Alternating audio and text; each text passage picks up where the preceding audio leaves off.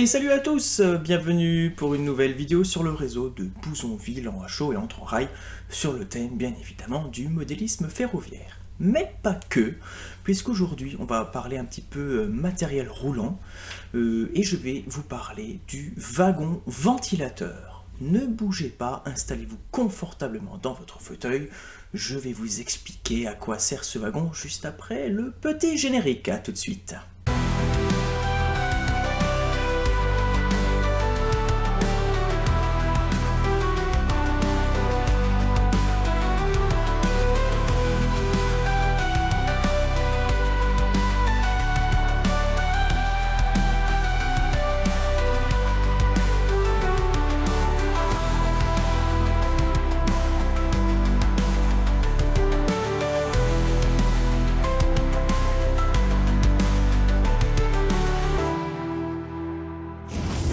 Alors, me voici donc de retour, et aujourd'hui je vais laisser un peu la construction du réseau de côté pour vous parler un petit peu de matériel roulant, ça fait du bien de changer un petit peu de thème de temps en temps, et plus précisément le wagon ventilateur.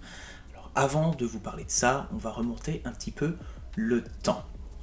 Donc à l'époque, lors des travaux, parce qu'il faut bien faire des travaux pour maintenir le réseau ferré en état, les travaux se faisaient de manière manuelle. Il n'y avait pas de machine, il n'y avait rien de tout ça.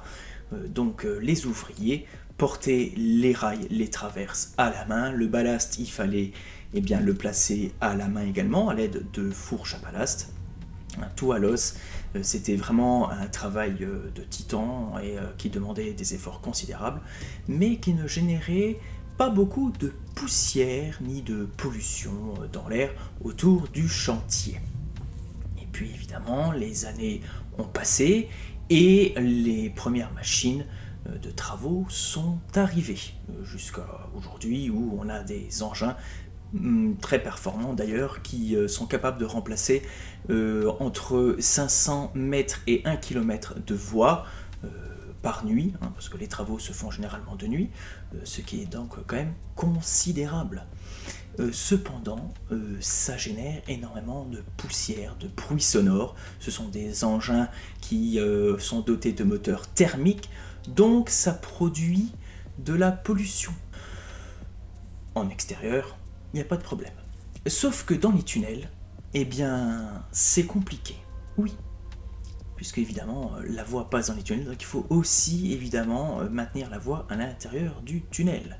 Et des tunnels, il y en a beaucoup sur le réseau ferré national. Car SNCF Réseau surveille et entretient pas moins de 1378 tunnels, représentant à un mètre linéaire de 572 km. C'est quand même pas rien.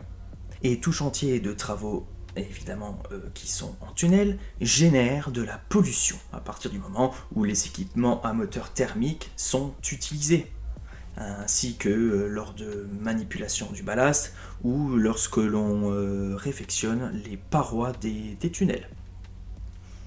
Donc évidemment, tout ça, ça génère beaucoup de fumée, beaucoup de poussière. Alors évidemment, les tunnels sont équipés de cheminées, qui sont situés entre le plafond du tunnel au niveau de la voûte et qui remontent jusqu'à la surface.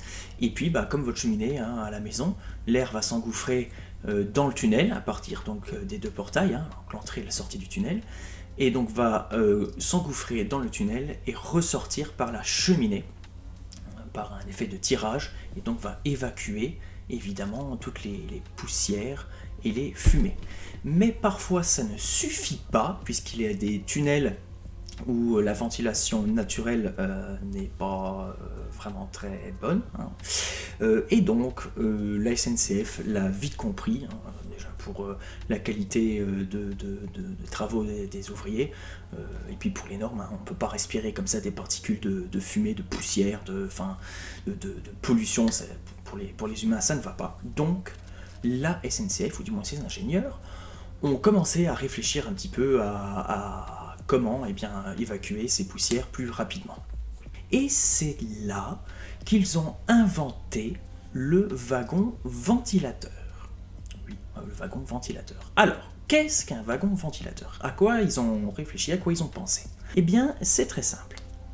Le wagon ventilateur est doté dans un premier temps d'une turbine. On appelle ça le groupe ventilateur bidirectionnel. Bidirectionnel, pourquoi? Puisqu'il peut souffler dans les deux sens. Donc le groupe ventilateur bidirectionnel est alimenté par une pompe hydraulique, où il y a de l'huile à l'intérieur, et cette pompe hydraulique est elle-même entraînée par un petit moteur thermique qui est évidemment, lui, alimenté en gasoil. Donc, pour faire tout ça, il a fallu choisir des wagons. Alors, on va pas mettre ça dans un wagon à tombereau, parce que le ventilateur, il soufflerait contre les parois, c'est ridicule. Un wagon couvert non plus, non. On est parti, évidemment, sur un wagon plat. Et des petits wagons plats de service, comme ça, qui servent pour tout et n'importe quoi, il y en avait plein à la SNCF, il y en a encore quelques-uns. Et ils ont choisi, par exemple, au hasard, un K50. Alors, qu'est-ce qu'un K50? C'est un wagon plat, et K, en fait, c'est la lettre qui donne le type de wagon, K signifiant un wagon plat à essieu indépendant. Donc qu'est-ce qu'ils ont fait? Ils ont pris ce wagon plat, dessus ils ont positionné donc le groupe ventilateur bidirectionnel, relié avec des tuyaux hydrauliques à la pompe elle-même reliée mécaniquement au petit moteur diesel. À côté de ça, on a placé un réservoir à gasoil, qui donne donc l'essence, du moins le gasoil au moteur, et pour faire fonctionner tout ça, évidemment, une petite armoire de commande avec des boutons, des voyants, qui permet donc de démarrer aisément le moteur et de faire fonctionner donc le wagon ventilateur.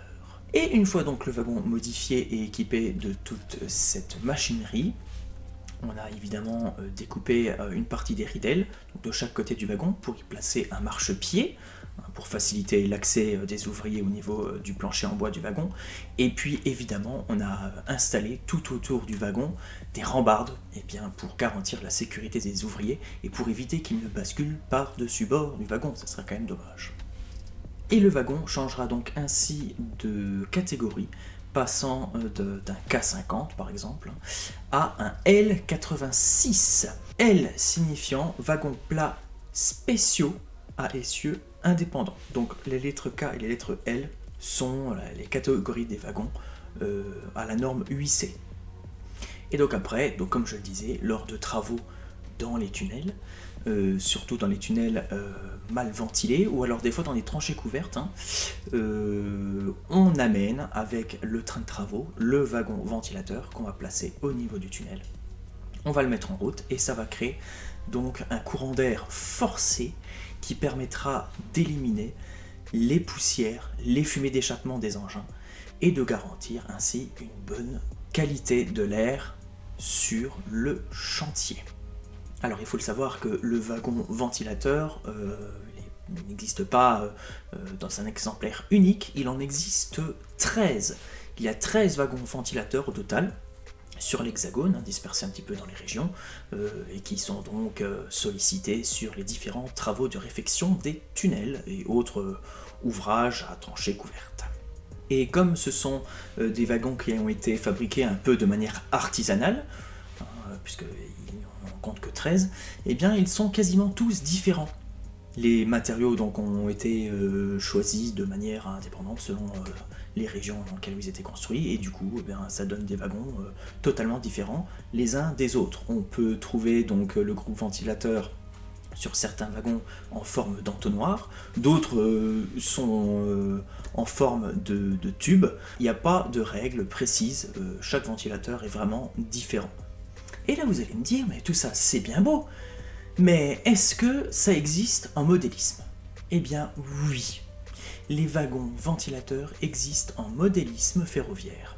Et vous avez deux solutions pour pouvoir le reproduire. La version de chez SMD Production, donc sous la référence SMD 235, qui proposait un transkit. Donc un transkit, ce n'est pas un kit complet, mais c'est une partie pour pouvoir transformer un wagon.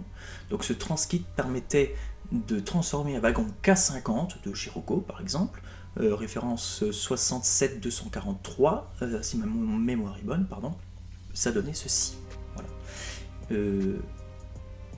représentation fidèle à ce qu'on peut voir en réel. Je vous mettrai des photos tout à l'heure, ce sera plus parlant. Dans le kit donc SMD 235, qu'est-ce qu'on pouvait bien y trouver? Eh bien, le kit 235 était constitué d'un tube ventilateur ainsi que son support, d'un ensemble moteur, boîte hydraulique et réserve d'huile, donc qui constitue le groupe ATS. On avait une citerne à gasoil, une armoire de commande sur son support, on avait aussi les rambardes de protection du personnel, les grilles de tubes, les marchepieds, ainsi de suite, et on avait aussi 2 planches de décalcomanie. Et sur ces 2 planches de décalcomanie, eh bien, on avait plusieurs numéros, ce qui nous permettait de pouvoir représenter plusieurs wagons ventilateurs. Le tout pour une somme de 55 €, sans compter les frais de port. Alors bien évidemment, après, il fallait rajouter également donc, le wagon Rouco, référence 67243, ainsi que la peinture. Bah, allez, on va dire grosso modo 30 € de wagon plus 20-25 € de peinture. Allez, pour 100 €, voire un petit peu plus en comptant les frais de port, vous pouvez vous construire donc le wagon ventilateur. Je vais quand même vous montrer un petit peu comment j'avais procédé pour le montage. Alors je suis désolé, il n'y aura que des photos, hein, parce que j'avais pas fait de vidéo à l'époque, parce que ça fait déjà quelques années déjà que je l'ai monté. Mais j'avais déjà commencé par le plus dur, c'était donc de modifier le wagon Rouco.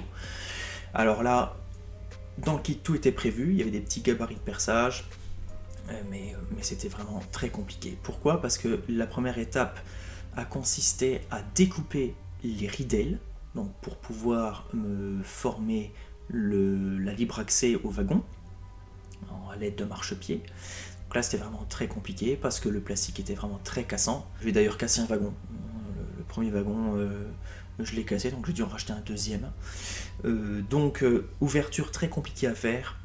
Et après il fallait donc percer à l'aide d'un micro-forêt les ridelles à espace régulier grâce à un gabarit pour pouvoir enfiler correctement les rambardes de sécurité donc du personnel. Donc ça c'était vraiment un travail très compliqué. J'en ai bavé, franchement j'en ai bavé. Mais le résultat en vaut quand même la chandelle. Donc une fois que le wagon était modifié, j'ai donc monté mes marchepieds, mes rambardes, et j'ai donc soudé le tout et mis en place sur mon wagon K50. Concernant les pièces pour le ventilateur et le groupe ATS, ATS étant le nom du constructeur tout simplement, groupe qui comprend la pompe hydraulique et le moteur thermique, ainsi que le réservoir à gasoil pour le moteur, tout ça ce sont des pièces qui ont été imprimées en 3D. Donc il n'y avait pas de soudure à faire, là par contre c'était vraiment très simple, il y avait juste à assembler les pièces. Alors concernant la peinture, je n'ai pas d'aérographe, donc c'est pas moi qui ai fait ma peinture, c'est mon collègue et ami Cédric. Je vous en ai déjà parlé de Cédric. Lui, il a un aérographe et franchement, il gère vraiment bien. Donc Cédric, si tu me regardes, merci encore pour avoir fait la peinture sur l'ensemble de mes kits que j'ai pu construire jusqu'à maintenant, dont le ventilateur numéro 3. Franchement, très belle peinture, merci beaucoup. L'opération suivante a été donc de mettre en peinture le wagon bleu en couleur TSO. Après, pour le groupe ventilateur, blanc. Ensuite, le groupe ATS, une partie beige pour la pompe hydraulique et puis le moteur thermique en blanc. Le réservoir à essence en blanc également. Et puis la petite armoire à commande, de commande en beige avec les petits boutons en noir. Et le coffret avec l'extincteur évidemment en rouge. Une fois que tout ça a été peint, j'ai mis en place donc du coup les éléments sur le wagon. Avant de mettre les éléments sur le wagon, j'ai ajouté un plancher en bois d'arbre de chez ABE, référence 252. Vous pouvez également trouver des planchers du même type chez Ara Productions ou AMF 87. Donc j'ai placé mon plancher pour faire bien. Et par-dessus, donc j'ai collé tout simplement mes éléments, donc le groupe ventilateur, le groupe HATS, le réservoir et l'armoire de commande. Et voici ce que ça donne une fois le wagon fini, vu de près et posé sur un décor. Franchement, ça a de la gueule. Ça a de la gueule, c'est conforme à ce qu'on peut voir dans la réalité. Donc toutes ces étapes de construction ont été décrites dans un RMF, un Rail Miniature Flash, qui est paru en juillet 2019, c'était le numéro 643. Très bel article, vraiment détaillé, qui expliquait vraiment pas à pas la mise en œuvre de ce transkit de chez SMD. Alors, la deuxième solution pour pouvoir avoir un wagon ventilateur sur votre réseau, eh bien, c'est la solution de la construction intégrale. Oui, je sais, c'est une solution qui est un peu plus complexe que la première, un peu beaucoup même, mais ne vous inquiétez pas car cette procédure a été décrite dans le RMF 629 paru en août 2018, si je ne me trompe pas, non pas du tout, c'était en mars, pardon, mars 2018, RMF 629, où il y a eu, donc dans ce RMF, un article de Bernard Siri, qui a montré pas à pas la construction d'un wagon ventilateur avec tous les éléments qu'il faut, toutes les pièces qu'il faut, les références de l'Evergreen, enfin il a vraiment tout décrit, les références des peintures, franchement très bel article. Donc si vous voulez vous aussi construire un wagon ventilateur, eh bien c'est la seule solution qui vous reste, le RMF 629. Bon, ben alors tout ça c'est bien beau, mais alors en 3 rails? Ah oui, parce qu'on est quand même sur une chaîne qui parle un peu du 3 rails, même si ce bricolage est de base prévu pour le 2 rails. Alors pour le 3 rails, c'est pas compliqué. Il n'y a pas beaucoup de modifications à faire sur ce wagon. Je vous le remontre comme ça en direct. Franchement, il est top. Il est vraiment top. Pour un réseau, si vous avez des tunnels, franchement, pour faire un petit train de travaux, ça surprendra toujours les visiteurs. Là, vous allez faire sensation avec ça, c'est sûr. C'est original. Peu de monde connaissent ce wagon-là. Du grand public, c'est pas très connu. Donc si vous faites rouler ça sur votre réseau, franchement c'est sympa. Et pour le 3 rails, du coup, la seule transformation que j'ai faite, c'est au niveau des essieux. Oui, j'ai remplacé les essieux 2 rails, donc isolés, par des essieux 3 rails. Alors bien évidemment, quand vous changez les essieux du wagon, pensez bien à vérifier l'anthrax entre la longueur, donc entre les deux pointes, au niveau donc des essieux, et puis également le diamètre de la roue. Prenez des essieux qui sont totalement identiques en diamètre de roue et en anthrax entre les deux pointes. Alors qu'est-ce qu'on va pouvoir bien mettre comme engin moteur en tête? Eh bien déjà, un Y8000, donc en livret fret, ça passe très bien. Livret infra aussi, si vous en possédez un. Alors bon, bah, ça c'est une livrée qui a été faite artisanale, c'est pas une livrée qui est sortie chez le constructeur. Moi j'ai la chance d'en avoir un, donc il peut très bien aller avec le wagon ventilateur. On peut aussi très bien mettre devant un 63000.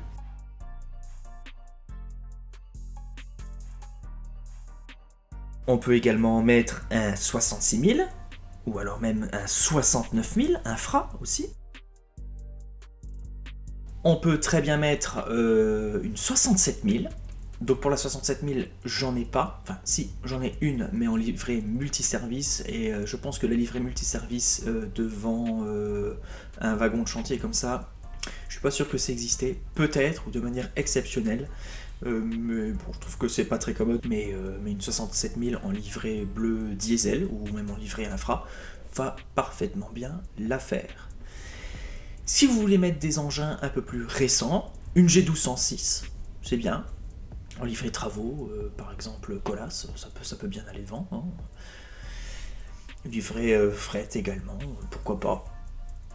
Et puis, encore plus récent, des 60 000 aussi, si vous voulez. 60 000 en livrée fret ou en livrée infra. Je pense que devant le wagon ventilateur, ça passe très bien. Peut-être un peu plus en livrée infra, que Fret, mais bon, pourquoi pas. Et si vous voulez encore du plus récent, eh bien, pourquoi pas mettre devant les dernières DE18 qui sont sorties récemment de chez Jouef. Hein. Une belle DE18 en livret infra, ou en livret Colas aussi, pourquoi pas. Je pense que ça peut être très beau. Bon, j'en ai pas, donc je me contente de vous montrer quelques photos. Et voilà mes chers amis, nous arrivons déjà au bout de cette vidéo.